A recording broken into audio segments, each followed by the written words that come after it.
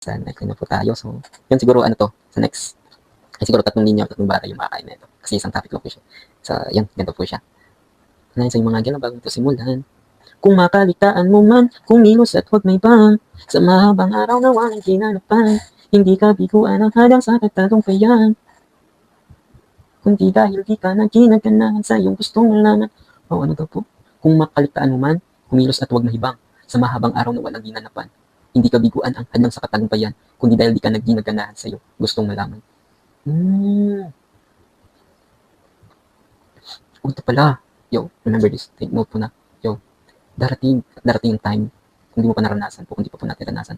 Yo, darating yung time na we lost our motivation. Malalobat yung energy natin. Thus motivation will fade.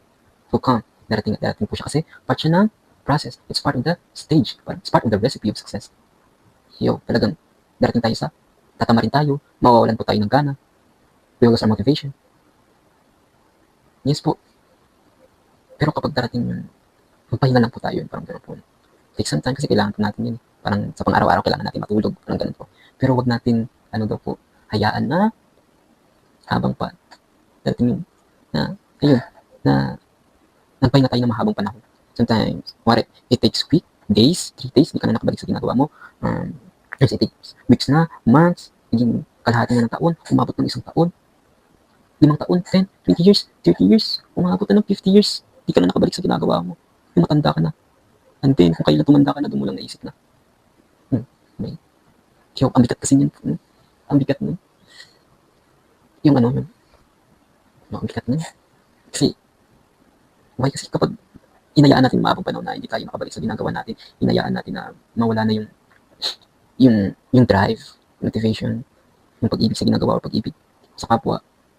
Na like, ibabalik tayo sa comfort. Yes, ibabalik tayo sa comfort zone natin na kung saan wala nang po, maging komportable ka na lang po doon. May nabigat. Yung mabuhay na lang po tayo sa what if. Diba? Yung what if hindi ako tumigil, what if nag-take ako ng risk, what if tumaya ako, o what if hindi ako natakot, hindi ako nahiya, what if pinagpatuloy ko yung mga ganun. Kasi, I saw a lot of people na may mga potential. Diba po, but out of responsibility, na against sa will nila, against sa napipilitan silang gawin yung isang bagay na hindi naman nila gustong gawin. Kasi kailangan, mga ganun. Ang bigat. Kasi parang hindi siya fulfilling kasi parang nabuhay ka dito sa napipilitan ka lang gawin. So kaya, ayun. So yun, kapag may oras po tayo ngayon, take first step. Small step lang.